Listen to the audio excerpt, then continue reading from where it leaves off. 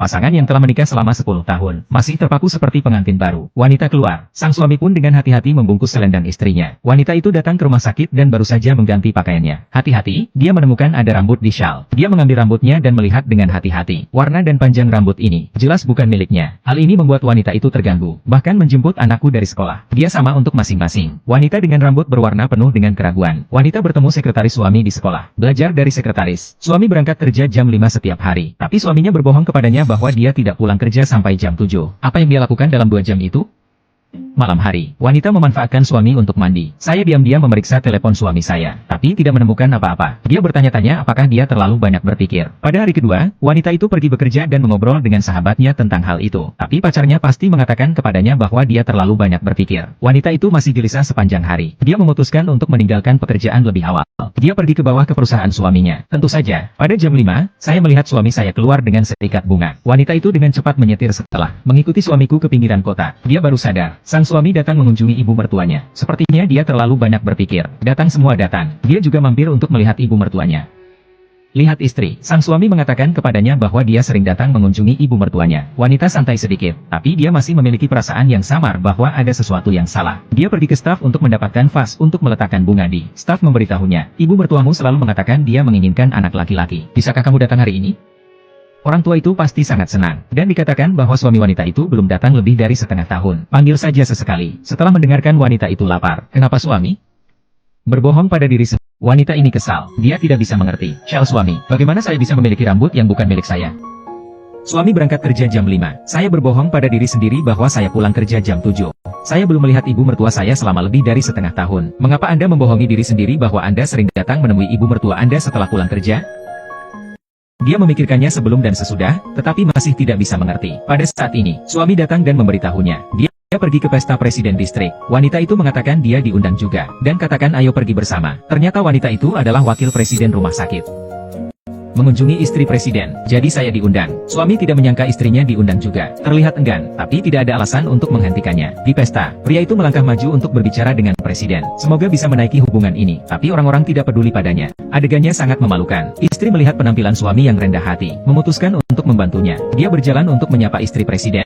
Istri presiden langsung mengenalinya, langsung semangat. Wanita memperkenalkan suaminya kepada orang banyak. Boleh dikatakan, semua orang baru saja mengobrol dengan pria itu. Istri presiden mengajak wanita mengunjungi pameran. Dia selalu memuji wanita untuk karir mereka yang sukses. Dan suami muda, wanita itu memandangi rambut istri presiden dengan serius. Warna ini panjang ini. Sanjungan di sebuah pesta. Wanita tidak tahan lagi. Dia pergi ke lorong untuk mencari udara. Tetapi bertemu dengan mantan pasien, Xiao Jiang. Xiao Jiang sekarang menjadi pelayan di sini. Dan dia sering dianiaya oleh suaminya. Kedua wanita malang itu mengobrol dalam sekejap. Begitu benih keraguan mulai, sulit untuk dihentikan. Secara tidak sengaja, wanita itu terjaga sepanjang malam lagi. Pada hari kedua, wanita itu menemukan Xiao Jiang. Biarkan dia membantu melacak suaminya. Sebagai hadiah, dia dapat membantu Xiao Jiang mengajukan permohonan pengobatan gratis. Xiao Jiang berjanji padanya untuk mengikuti pria itu di sini. Lingkungan kaya menegaskan ide-ide wanita. Kemudian dia mengambil gambar nomor plat dan mengirimkannya ke wanita itu. Wanita itu menerima telepon dari Xiao Jiang. Pesan yang dikonfirmasi. Tidak dapat menahan, dia menangis. Xiao Jiang mengingatkan wanita untuk memperhatikan celana pria. Jelas tidak nyaman. Bisa jemput anak dari sekolah. Dia masih berpura-pura bahagia. Saya pergi ke pesta ulang tahun suami saya. Dia melihat keluarga presiden datang. Dia melirik plat nomor. Itu persis sama dengan apa yang dikirim Xiao Jiang kepadanya. Pada saat ini, istri presiden dengan gembira mengobrol dengan suaminya. Dia melihat melalui bagasi suaminya. Ternyata itu semua barang pribadi suaminya. Sebuah ponsel juga ditemukan. Timbau sebenarnya adalah gambar seorang wanita. Duduk di sebelah istri presiden saat ini. Dia melihat melalui gambar-gambar di dalamnya. Sebenarnya ada mereka dengan rekan kerja dan pacar mereka. Apa manfaat pernikahan bagi wanita?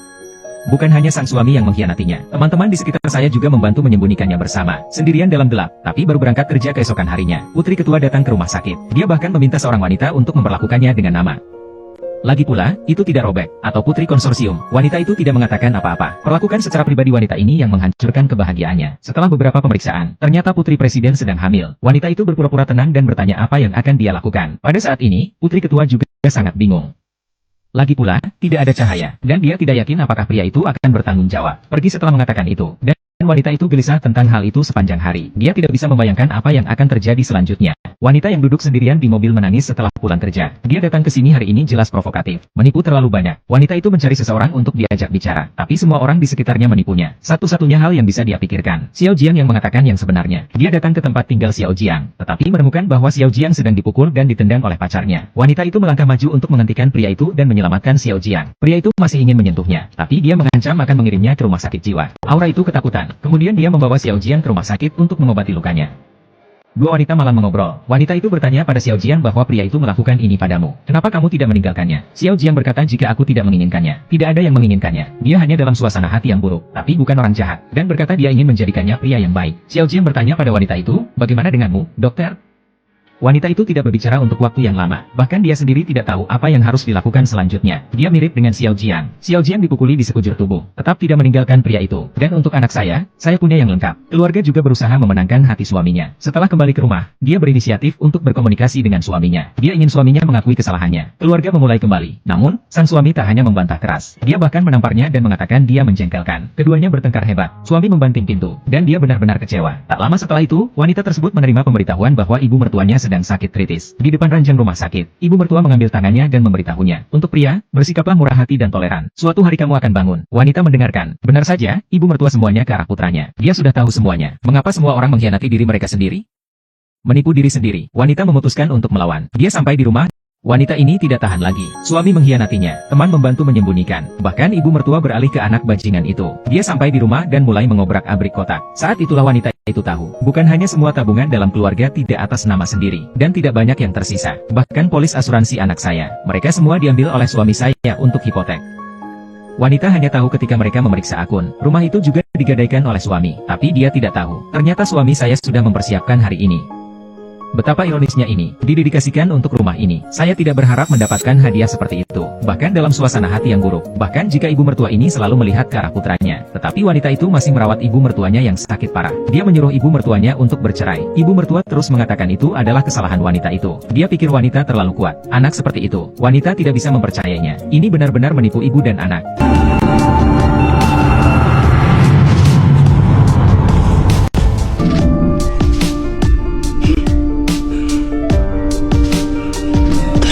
안 돼요, 어머니. 태호 씨가 어떻게 망하는지.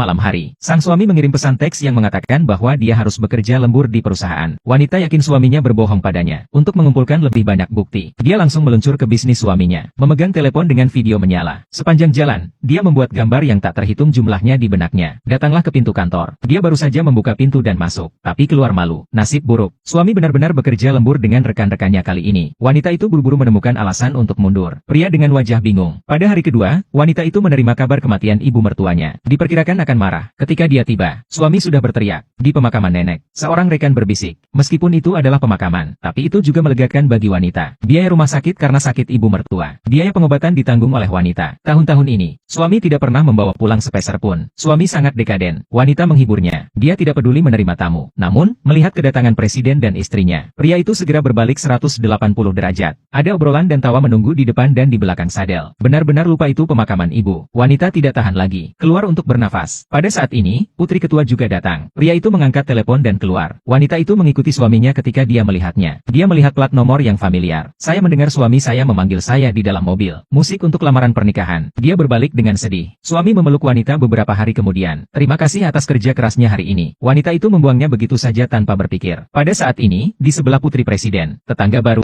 Wanita itu melangkah maju dan memeluk suaminya dengan penuh kasih sayang. Tangan terkepal erat. Suami mengkhianatinya dan memindahkan semua hartanya. Dia melihat ke belakang, menekan semua keengganan dan jijik di hatimu. Mulailah mengumpulkan bukti secara diam-diam. Dia meminta Xiao Jiang untuk bertindak sebagai ibu hamil. Pindah di sebelah putri presiden, menyusup ke interior musuh. Keduanya yang sama-sama ibu hamil memiliki topik yang sama. Segera menjadi teman baik. Hari berikutnya, wanita itu menerima presiden yang menemani temannya ke dokter. Keduanya dengan santai mengobrol. Dan adegan ini kebetulan dilihat oleh pacar saya. Sahabat mati otak ini mengkhianatinya lagi. Segera panggil suami wanita itu. Wanita itu mengatakan dengan sengaja atau tidak sengaja bahwa dia akan menemukan putrinya. Sebuah objek. Presiden adalah orang yang terkenal, kaya dan licik. Tempatkan wajahmu lebih penting dari hidupmu. Tidak ada ruang bagi orang lain untuk membuat pernyataan yang tidak bertanggung jawab. Dia memberitahu wanita bahwa putrinya adalah orang yang sangat pintar. Dia tahu bagaimana melindungi dirinya sendiri. Saat itu suami saya datang dengan panik.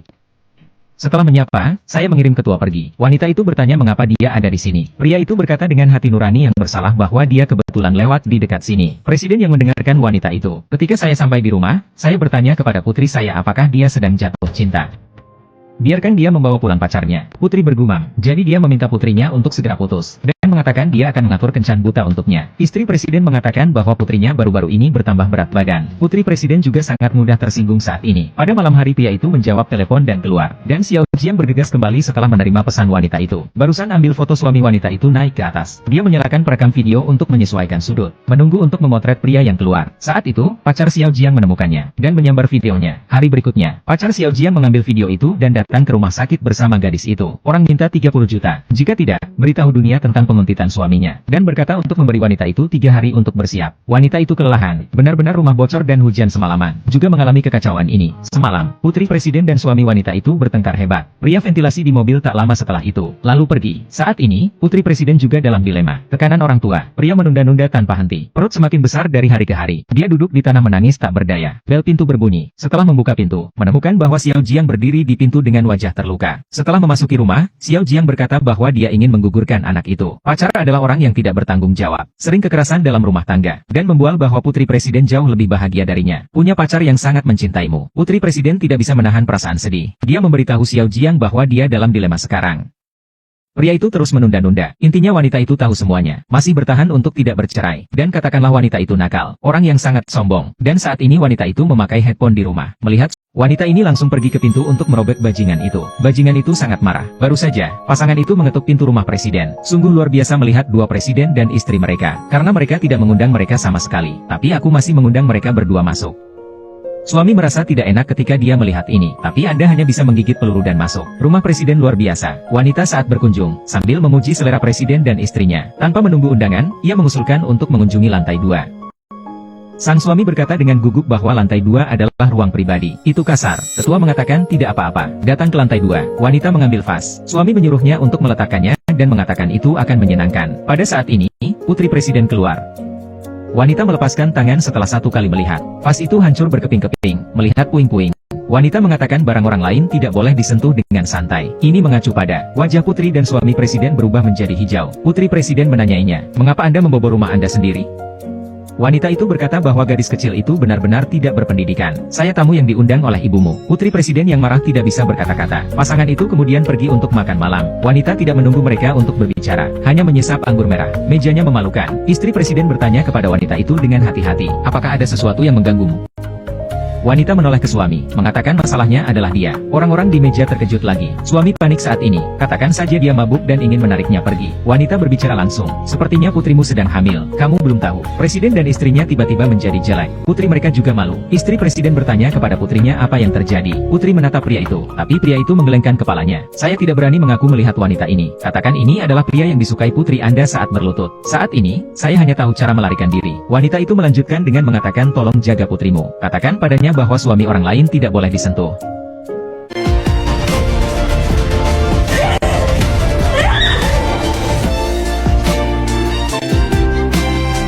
说完，女人起身潇洒离去。